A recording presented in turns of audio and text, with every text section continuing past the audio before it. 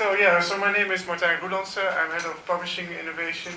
I have a past life as a neuroscientist and also as a publishing editor in neuroscience for 5 before I started this job. And I'd like to take you through a little journey to better understand why we started with Bookmetrix in the first place. And we start actually with the measurement of quality. And our journey starts with the launch of the large mega journals. The mega journal has an impact factor. The impact factor means, on average, you have, in this case, 4.3 citations per article. Now, in a mega journal, you have a very broad range of articles across all disciplines. If we compare that, if you publish an article in social science with an average of 1 citation per article, you did a great job if you publish in PLOS ONE. On the other hand, if you publish in neuroscience with 4.5, so 2 articles in the same journal have a very different meaning suddenly. And so people start to wonder, is the impact factor actually a good measure for the quality of the article? And so we can say, okay, which one then make a bigger impact to science? Is that an article in one of these top tier journals? And some of them, here's an example in Nature, with impact factor then of 42, has been cited 3 times. And here we have an article in a low impact factor journal, 1.1, which has 400 citations. So which one made a bigger impact? Is that this one or this one? What also changed over the past couple of years is the research dissemination channel. So where initially the scholarly communication was via citations, the scholarly citations from book to journal, journal, book, book. We now have many more channels where research is disseminated. So you have non-scholarly citations, citations in news and policy documents, social media, blogs and patents, and article usage. All of those together we call Altmetric. And if we look here, this is data from Altmetric, the company who is indexing all of this. We see that every 1.8 seconds a research article is mentioned online in some way or form. And if we look at the entire scholarly corpus of all the articles, not only Springer Nature, but all the publishers, we see that the numbers are even more impressive. 23 million social media shares, 1 million Wikipedia. A lot of scholarly content is cited on Wikipedia. Mainstream news, blog posts, and this one is also very nice, 26,000 public policy references. And so we can say, okay, which article made a bigger impact? Is that the one with many citations, maybe one that is discussed on the social web, lots of downloads, or discussed on CNN? And so I don't have the answer for that, but slowly the realization is we have to look at this whole group of indicators rather than only the citations or the downloads. And so how does it play then with research evaluations, these metrics? I think one of the big changes over the past couple of years is that the number of researchers has increased rapidly. This article was published in Nature a couple of years ago, but it's still relevant. The PhD factory. It's more producing PhD than ever before, and particularly here the purple line is China. And so with regard to the research evaluation, that also gave a new challenge, because before, research evaluations were bespoke and performed by peers. If you did great, you got a Nobel Prize. Life was easy. Now we have a lot of researchers, and so we have to rely on metrics to do the research evaluation. And which metrics do you choose? One of the changes we see, though, that there also the funders and governments are changing their policies to include this new world. So, for example, here is a research evaluation framework from the UK, and they say for the purpose of REV, the impact is defined as an effect on the change, benefit to economy, society, culture, public policy, services, health, environment, quality of life, beyond academia. So suddenly you're not only a researcher anymore that has to show to do work to the greater good of science, but you basically have to do work for the greater good of humanity and society. And somehow you have to prove that to the UK. And you see that funders also want to change quite a bit. Here's an example, Wellcome Trust. They're really ahead, and they created their own platform where you can publish work before peer review.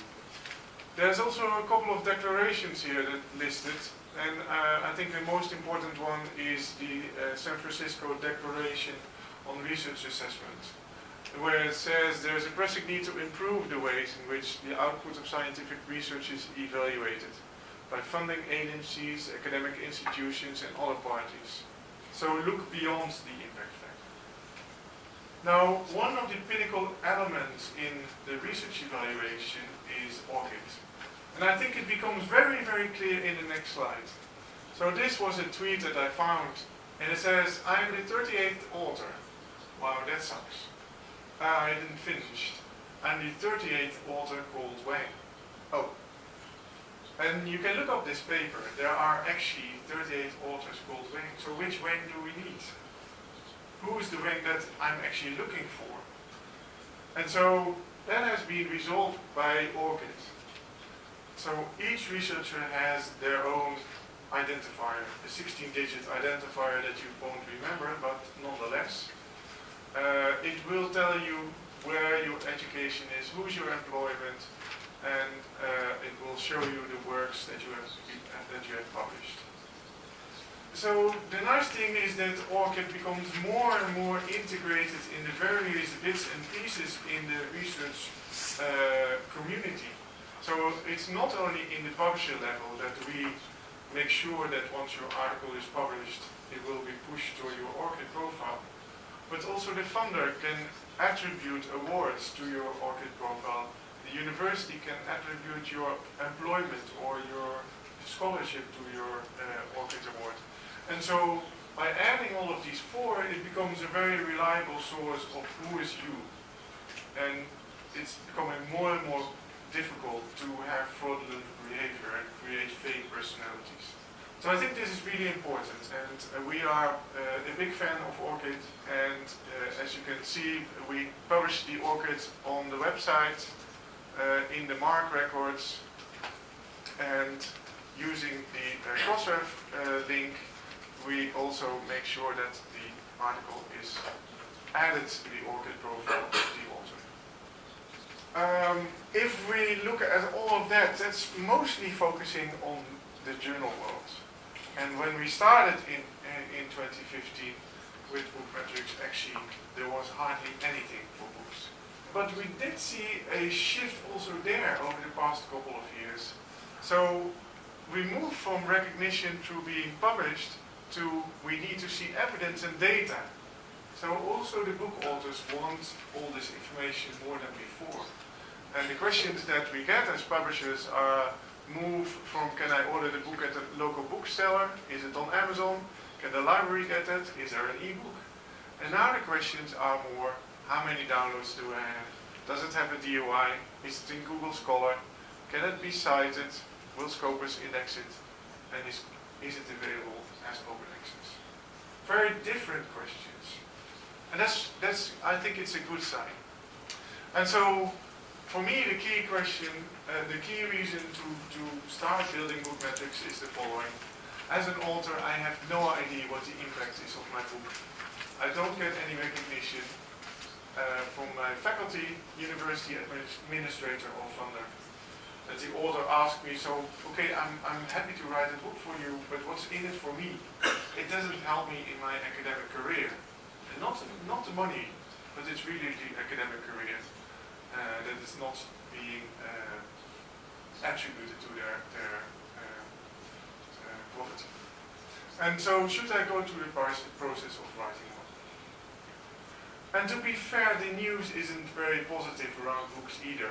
So this one is from Frankfurter Allgemeine, and it says, is das Buch am Ende? Is the book dying? And you see a horrible picture of books being destroyed.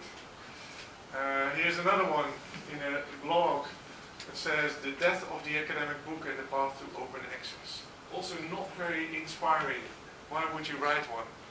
And if we look at the research evaluation framework, again from the UK, this is between 1992 and 2014. We see that the number of books that are submitted as research output is decreasing here and there and there. The only ones that are keeping up the hard work are humanities and arts. And there was even a group of people who got together in the UK and they studied the academic book of the future and published that in a book. Very typical. So I sat down on January 2017 and I thought, is it really that depressing with the book? How are our books actually doing? And so I looked back to the books that were published in 2016 and I wanted to know what kind of impact they had made in the same year. So we're only looking at maximum a time span of 1 year. What I saw is actually quite amazing because actually the top-cited books, they have between 88 and 47 citations already within 1 year. I'd be very happy with an article like this. Top mentioned between 900 and 300, again, incredible numbers. And if you look across our entire portfolio, so the 11,000 books, we had 25% of the books published in 2016 have been cited within a year. And 42% of the books have been mentioned online within a year. And if we zoom into these books, there are two types of citations that we saw. One of them is citations within the books, so let's say self-citations. And that's typical for books because there are chapters. And the chapters will cite each other. And so that's what you see here. But also the other one here is all journal articles citing this book. So this book has 100 genuine citations within the course of 1 year, from journal articles to that particular book. If we look at the mentioned titles, there's a couple of reasons why you would mention a book. One is it's open access, or it comes out of a community. So the microarray community is a big community, and if something happens there, like a book is published, it will go out to the entire community very quickly. And the last one is that it has a video, for example. So pattern recognition has a fantastic video, you really should look it up, where the pattern of a prehistoric drawing is morphed onto the Ice Age movie, and you can see the Ice Age movie in a prehistoric drawing-like setting. As you can see, that triggered a lot of attention, not only this video, but also Facebook, Twitter, blogs, and 12 news outlets. And all originating or referencing the book. Downloads, we see the usual suspects in this top 5. The proceedings, the computer science proceedings have a lot of downloads, and the textbooks also and handbooks have a lot of downloads. And the same exercise I repeated again in January of 2018, and also the class of 2017 had done a great job. As you can see, again between 94 and 64, 800 and 200. And on average, we saw that 31% of the books that were published in 2017 had been cited once or more in 2017. And the mentions was even more. So actually, my conclusion from this exercise is that our books are very much alive and they're still being used a lot. Only because we couldn't see the data, we sort of forgot books and we didn't realize that they were being used. And the big champions out of all the books that we have are actually the open access books. We've recently done a study on what the effect is of open access on book publishing. And what we see here is that 10 times more online mentions, 50% more citations, and 7 times more downloads. Really amazing numbers. And so if you want to have your book to spread all over the world and have as many downloads as you like, you should publish your book. You should consider publishing your book.